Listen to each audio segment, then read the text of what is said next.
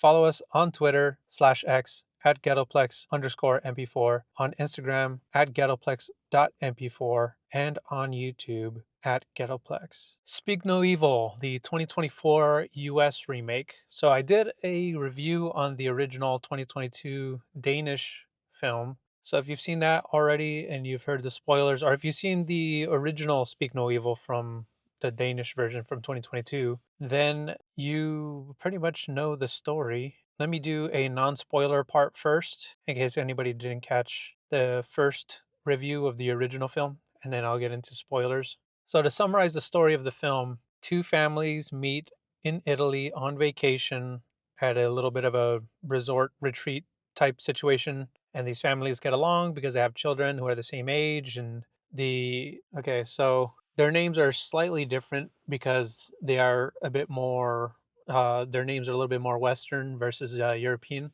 So in the original film, I believe the character that James McAvoy plays, his name is Patty, and Scott McNairy's character's name is Bjorn. In this movie, he's called Ben. Mackenzie Davis's character stays the same, Louise, and I forget the wife of the other, and the wife in the new film, McAvoy's wife is Sierra. So everyone's name changes except for Louise. Anyways, these two families, they get along really well. James McAvoy's character, Patty, is very eccentric, charismatic, and inviting. He really knows how to set the environment, whether he wants to make someone comfortable or uncomfortable, welcome or unwelcome. The pacing in this film versus the last film is way better. In the previous film, it's like watching hair grow. It takes forever for us as the audience to get any kind of information about our two different families. Also, too, the thing with the first film that really bugged me was they would play this creepy, eerie kind of score for the film when nothing creepy or eerie was happening. So they didn't do any of that in this film, which I appreciated because it's like in the original films, why are you playing this creepy music when nothing creepy? No, there's nothing even scary. There's no setup for to be scared. So why are you playing this scary music? So they don't do that in this movie, which I really liked. Hoppy the bunny. I don't know what they called it. I don't know what the bunny was called in the first film, but the bunny definitely plays a little bit more of a role in this film. So I'm glad that the bunny got a little bit more screen time. Not really, but I thought it was well done using the bunny as a driver for the story. But yeah, so Ben and Luis, the American family who are invited to Patty and Sierra's home, they're much more westernized. They're from America. They're also very, I guess, liberal. I don't know what's the term for it, but James McAvoy's character, Patty, he kind of pokes fun at them for being, from America, but also being, because in Europe, when I went to Europe, their stereotype of Americans is very, old school. Like we're into guns, we're badasses. So for them to meet this couple that are such pansies, a couple of wimps, it's kind of how they're identical to the couple in the first film.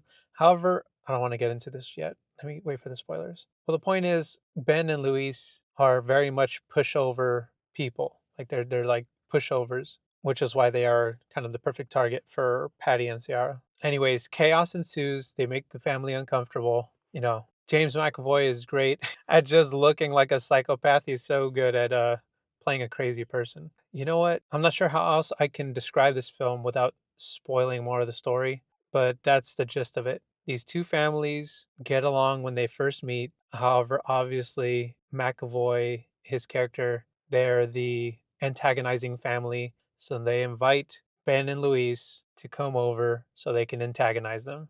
That's all I'll say as far as non spoilers. Now let's get to the spoilers because this is where I really want to draw the comparisons between the two films. So if you haven't seen the film yet and you don't want it spoiled, then come back after you watch it. The composition in this film is way better than the original film. Watching the original film is not pleasing to the eyes. This film, the shots were much more well thought out, so I did enjoy that. They also established the antagonist character a lot sooner in this film than they do in the first one. Because, like I said, the pacing is much faster, and so McAvoy's character really stands out immediately. From the interaction at the pool where he asks to borrow the lawn chair or the relaxing chair, the pool chair, whatever the hell you want to call it, and all of the situations that they get into when they're in Italy. So whether it's them at the when they go to lunch together and he makes the host of their Italian resort uncomfortable in a very comedic way, or when they come across each other before the lunch and he's on a moped and the daughter, Agnes, she wants to ride on the moped. And even though her parents are uncomfortable with it, McAvoy's character makes them comfortable with it pretty fast. He's just charming in a way that they couldn't really say no to him. So they agree to it, even though they are uncomfortable. They're visibly uncomfortable with the situation. Also, too, the setup for them to actually go and visit the McAvoy family in the countryside happens a lot faster. Because in the first film, they hit it off the same way at the dinner, and they're like, "Oh, you guys should come out to our place in the country." And it takes them a little bit of convincing because they're like, "Yeah, sure." They get back home and get a postcard, and they're still thinking it over. They have to have dinner with some friends who then convince them, like, "Yeah, you should go. What's the big deal?" In this film, the 24 remake, there's no additional set of friends convincing them to go and accept the invitation to go visit the McAvoy family in the countryside. So that happens a lot faster. And then also when they get to the house, I do like the setup of the house. It looks like a Resident Evil house, like if you were in Resident Evil Village or something like that, or Resident Evil 4. It just looks like out in the country, and it's got this creepy personality to the house, just very worn down, a lived in psycho family feel to it. So the house definitely sets a vibe. Now they go through the same types of situations in the first film where they're hanging out as a family, as two families. They're hiking, they have their first dinner, they have the same awkward situation about Luis being a vegetarian and Ben offering her a piece of poultry, and she's uneasy with it because she's said she's a vegetarian. So that whole situation is the same. They do have a couple of different setups from the first one because I was wondering how much different is this going to be? Are they literally going to take every story beat and just retell it in with American actors and American cinematography? But they did add other situations to make them uncomfortable. For example, Louise has some kind of pain in her neck. So McAvoy, as he notices it, he puts his hands on her neck to massage her neck kind of and give her a neck crank. And then he tells them, what would actually be good for this is a cold water, going for a swim in cold water, basically to help the inflammation. So there's little things here and there. They add new situations to make them uncomfortable with the family. And the wife, Louise, she gets much uncomfortable much more faster than in the original film. Even in the original film, I felt it was too soon for them to be uncomfortable and to want to leave. So it's the same in this film where the pace, like it just seems like they're there a little not long enough to be that uneasy. Another change is the awkward date scene. In the first film, they try to kind of match the couple's energy because Ben and Ciara are much more affectionate publicly. They don't have a problem being affectionate. And then the other couple, here's a big difference. In the original film, the couple, Bjorn and Luis, they obviously love each other. They don't have any intimacy issues. They even have sex. And Patrick's character kind of looks in on them as they're having sex. He's like peeping Tom. In this film, they kind of switched it around. So the couple does have a problem, and there was some sort of infidelity on the wife's part. She's getting like sexting and getting dick pictures from some other guy. So they have this kind of uneasy past in their marriage. Yeah, so that's an obstacle they have as a couple. But the awkward date, the lunch date when they leave the kids behind in this film is a lot funnier and it happens a bit faster. And they, in their conversation with them, they kind of allude to their swingers. They alluded to this during their conversation that they're swingers. They keep their sex life exciting by kind of like role playing with each other. And they demonstrate with Ciara's character pretending to be a waitress, and then she goes down to McAvoy in front of Ben and Louise. But they're faking it, and they kind of just it's them messing with them because they thought like, oh my god, are these really this guy really getting sucked off under the table in front of us? But yeah, so they have a lot of fun at their expense. It is here when they're at the dinner date though that the kids' story is expanded on, which I thought was kind of cool. But I mean, some of the changes though, it doesn't make the some of the changes obviously there had to be changes because of this them introducing the kid's storyline. In the original film, the kid's name was Abel. In this film, his name is Ant. So Ant tries to show Agnes a little bit more of his what's happening with him because his tongue situation. That's a thing too. In the original film, Ben learns about or Bjorn learns about Ant's Abel's whatever. He learns about the boy's tongue his tongue condition first by seeing the tongue of the boy. Then Patrick explains to him that he has a condition. In this film, it's kind of flipped. They tell them right away that Ant has a speech impediment problem, or he was born with a defect. And Ben learns, or he sees Abel's tongue later. So it's kind of flipped. Where in the original, he sees the boy with his tongue, and Patrick explains the tongue situation. Whereas in this film, Patty explains the tongue situation, and then Ben sees it afterwards. So he's not really surprised by it. But when they get back from their dinner date, we learn that Ben and Luis, a little bit more about their marriage problem. We learn about the infidelity, the dick pics and stuff. And it is here also that we get a bit of a flip, because in the original film, they actually get back from the dinner date and they have sex and they get the peeping Tom from Patrick. In this film, we're seeing them have their marriage problems kind of argued in that little bedroom, and Patty peeping Toms them on their marriage talk, their marriage problem talk. The same as the first film, they leave early once. They take an opportunity to leave early, and it's set up the same way where the mother Louise finds her daughter in the bed with the other Patty and Ciara. She sees her in the bed with them, and they're practically naked, so she's immediately upset and tells Ben that they have to leave. So they leave, but they have the same bunny situation set up where Agnes cannot leave without the bunny. And in this film, they do have the setup for the bunny a little bit different. Agnes's relationship with the bunny. In the first film, she's just really attached to it. She just likes the bunny. In this film, they kind of make it like a mental support animal, even though it's a teddy bear. It's like a teddy bunny. So they did kind of change up the reason why Agnes is so attached to the doll. Agnes also, she has like some anxiety issues or something like that. But the situation basically plays out the same. They leave, they come back, and Patty, and McAvoy's character and Ciara, they're upset about them leaving prematurely and guilt them into staying another night. All of this basically plays out the same, only instead of just going for groceries, Ben and Patty go for a hunt. And it is here we get kind of foreshadowing of Ben's character, McAvoy, his enjoyment for hunting. And this is an allegory for him also for hunting people, hunting families, hunting for victims to prey on, which are, whatever family he invites over to his home. And they have the same kind of a screech. The moment where Ben opens up to Patty about he's got like he has confidence issues, and they have that same kind of moment as the first film where they go out into like an open field and just scream.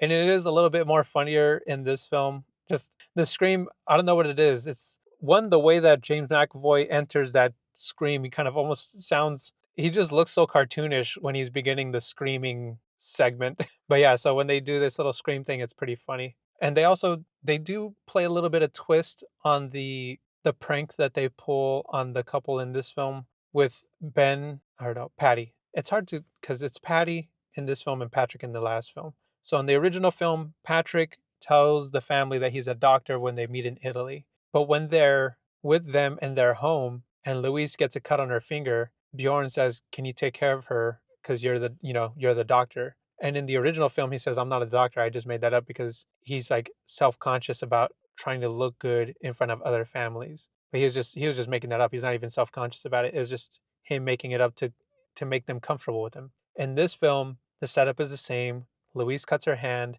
and then Patty says, "I'm not a doctor. I actually don't even do anything. We just sell cider and I forget, they sell something else." And so the couple, this causes Ben and Louise to look at them like, "What? Are you serious? Like, who are we in this house with?" But Patty then just laughs and he says, "Of course I'm a doctor. I'm just kidding. How do you think I afford this place?" So they did switch that up. I kind of thought that was a funny setup. Now for the reveal. This changes a lot from the first film.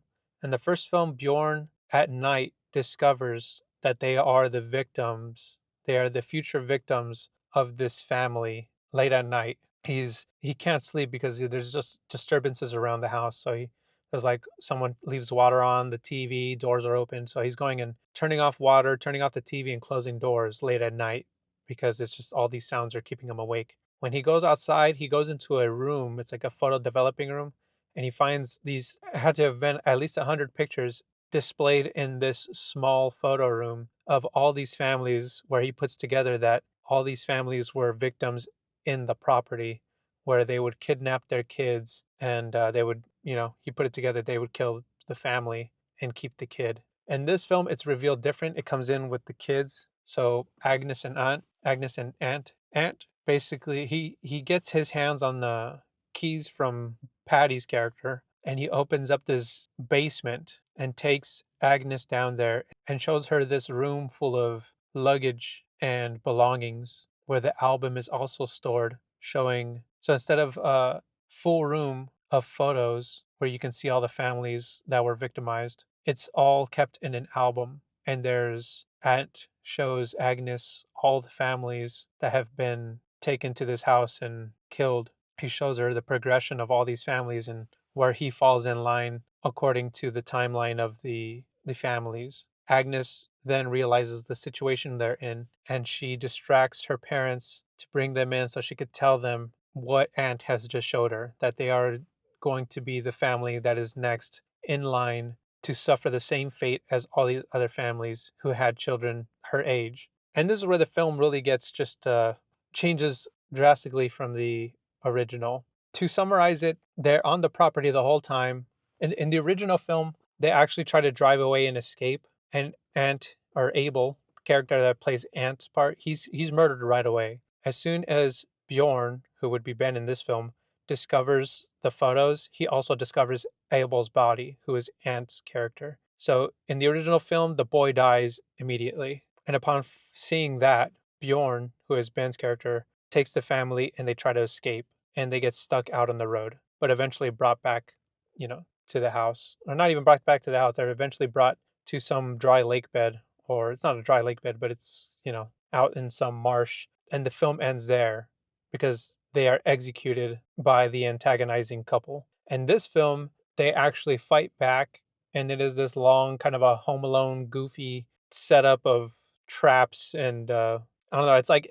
It's basically they pull off a Home Alone, a much more darker version of Home Alone in this film, where they just set up traps for them and they fight back. And in the end, as opposed to the first film where the protagonist family is murdered, in this film, the protagonist family, they fight back and they are successful. Ben kind of grows a spine, but not really. He's still kind of a bitch, and he's able to escape.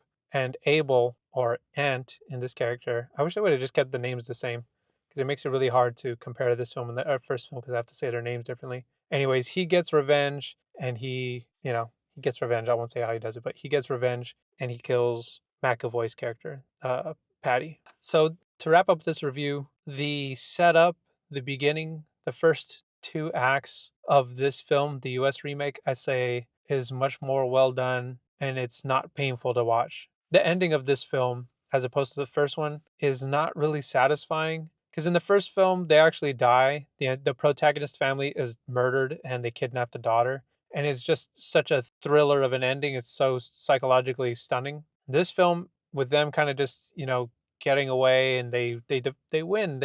The good guys got away. It's not really that there's no shock value. And it's not that there needs to be shock value. I guess it's not mind blowing like the first film, the original film. So yeah, that's how I would compare. If it was possible, I would take the first two acts of this film, and then the final act, I would replace it with the final act from the first film, the original film, where the antagonist family gets away with it. They get their job done, because it just is so much more brutal, and just it's not what you expect. It's not a happily ever. I mean, it's not really happily ever after in this movie either. But I don't know. I just thought the ending of the original film really stuck with me, whereas the ending of this film wasn't. It's not going to be as memorable. It's not going to be memorable like the original. So yeah, the original film sucks for the first hour and 20 minutes and is really good for the last 30 minutes. Whereas the remake that I just watched is good for the first two acts of the film and then sucks at the end. So it kind of switched. It swapped. Boring beginning of the OG film, exciting ending, and exciting beginning of the remake, and boring end. I hope that makes sense. I feel like I explained that terribly. Anyways, if you saw it, If you've seen both films, actually, I'm really curious to hear your thoughts as to which film you prefer. But that wraps it for this review. Follow us on Twitter /X at ghettoplex_mp4, on Instagram at ghettoplex.mp4, and on YouTube at Ghettoplex. See you guys in the next one.